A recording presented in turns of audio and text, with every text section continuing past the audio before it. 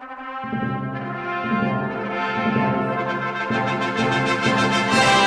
enfants de la patrie, le jour de gloire est arrivé. Em 1794, durante o período em que ocorreu a Revolução Francesa e que entrou para a história mundial como o período do terror, 16 irmãs carmelitas do mosteiro de Compiègne foram sentenciadas à morte por guilhotina sob acusação de fanatismo religioso. A caminho e ao chegarem diante do local da execução, elas cantavam hinos religiosos, além de terem feito a renovação de seus votos. Era exatamente o mês de julho do ano de 1994. E a Revolução Francesa seguia sua dura linha política, que tinha na guilhotina uma verdadeira máquina da morte, que especialmente neste ano quase não teve descanso, ceifando milhares de vidas. Desta forma, o Estado matar alguém em praça pública terminou por se tornar um ato banal e tão repetitivo a ponto de mais se parecer com um macabro espetáculo. Para os governantes, bastava que uma simples denúncia ou suspeição lhe chegasse ao conhecimento, e já estava então constituído o motivo de sentença. Sob o disfarce de liberdade, igualdade e fraternidade, o mesmo disfarce que hoje encobre a França esquerdista, as 16 irmãs carmelitas, na verdade, foram vítimas da imensa hipocrisia e do ódio que, como eu falei, estavam disfarçados de liberté, égalité et fraternité. Apesar do fato de que o convento de Compiègne já existia naquela época e naquela região há mais de 150 anos, com a chegada da tal democrática revolução, todas as irmãs foram obrigadas a passar a viver como leigas, inclusive sendo forçadas a abandonarem suas vestes religiosas e, como se não bastasse, a Lei Civil do Clero de 1990 fechou o convento de Compiègne, obrigando então as irmãs a se dividirem e passarem a morar em 4 casas separadas. Naquele ano, a priore do convento era a Madre Teresa de Santo Agostinho, que se manteve fiel ao cristianismo, inclusive incentivando e fazendo com que suas freiras e noviças respeitassem e continuassem a praticar o ritmo da vida conventual, mesmo dentro daquela clandestinidade. Mas infelizmente as irmãs acabaram sendo denunciadas e as autoridades então terminaram acusando as carmelitas de complô contra o governo. Assim, todas as religiosas foram presas e se negaram a assinar um documento revolucionário pelo qual dariam apoio ao movimento revolucionário francês e negaria a fé cristã, já que aquele governo de esquerda não aceitava a religião, exatamente como também agora os governos comunistas e de esquerda, como o que Lula quer implantar no Brasil, não aceita. Que tes ennemis expirants voient ton triomphe notre gloire. Aux armes, citoyens, formez vos bataillons, marchons, marchons, guerre sans mur, revenons Sion. Aux armes, citoyens, formez vos bataillons, marchons, marchons, guerre sans mur, revenons Sion.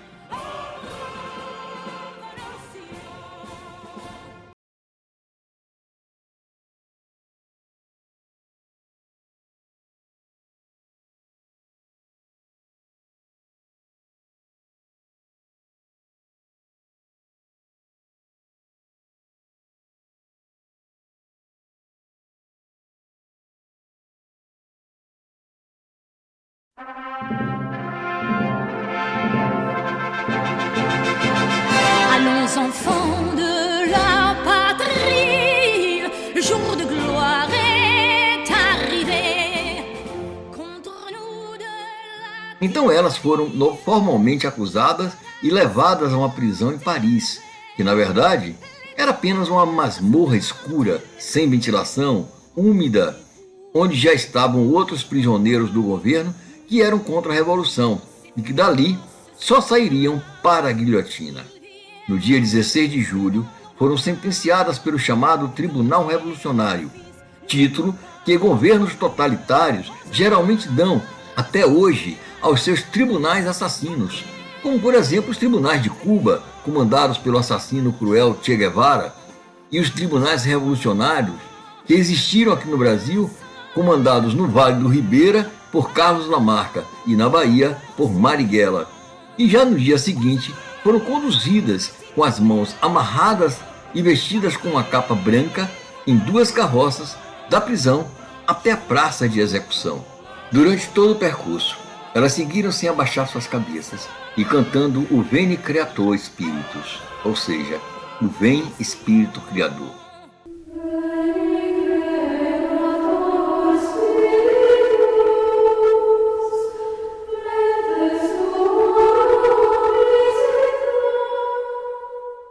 Geralmente, como eu disse, essas execuções haviam se tornado um espetáculo público, onde centenas de pessoas riam e faziam troça dos condenados. Porém, diante da serenidade e do canto em latim daquelas freiras, o povo foi se calando, até que nada mais era escutado além do canto delas. Ao descerem das carroças, a Madre Teresa de Santo Agostinho se aproxima do carrasco e pede para que elas possam renovar seus votos em mais alguns minutos de vida, e que ela fosse a última a ser executada, pois pretendia acompanhar cada uma das suas filhas até o fim. O carrasco concorda e assim elas puderam renovar seus votos. A primeira a ser chamada para ser executada foi a noviça Constança. Ela se ajoelha diante da sua madre, pede a bênção e confessa que naquele dia não teve tempo de terminar de rezar o santo ofício do dia. A madre lhe entrega uma imagem da Virgem Mãe de Jesus para que a noviça desse um último beijo e lhe diz que não ficasse preocupada, pois logo poderia terminar de rezar o santo ofício no céu. Constança então sobe a pequena escada do cadafalso, entoando o salmo Laudate Dominum Omnes Gentes, que traduzido em português é Louvai o Senhor todos os povos. E após a noviça, foi igual uma após a outra, com as freiras se ajoelhando diante da madre, lhe pedindo a última bênção e depois indo cantando o Veni Creator Spiritus, até que sua voz se calava com a separação da sua cabeça do seu corpo, pelo golpe certeiro e cruel da lâmina da guilhotina. A última a subir em direção à sua morte foi a própria Madre Teresa de Santo Agostinho, que parou por alguns segundos seu canto para dizer aos carrascos que os perdoava pelo que estavam fazendo, da mesma forma como esperava que Deus a perdoasse por seus pecados.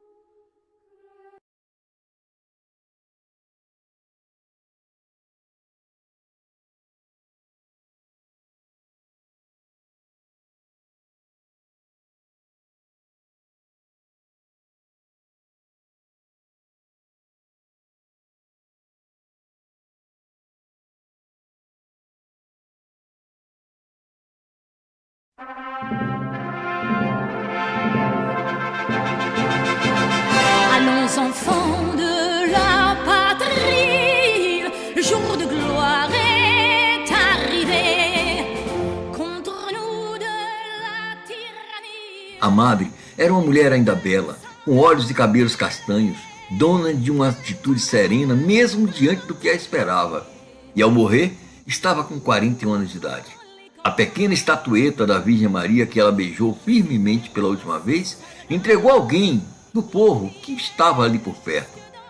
Essa estatueta, anos mais tarde, foi novamente devolvida e se encontra até hoje no mosteiro da Ordem das Irmãs Carmelitas de Compiègne.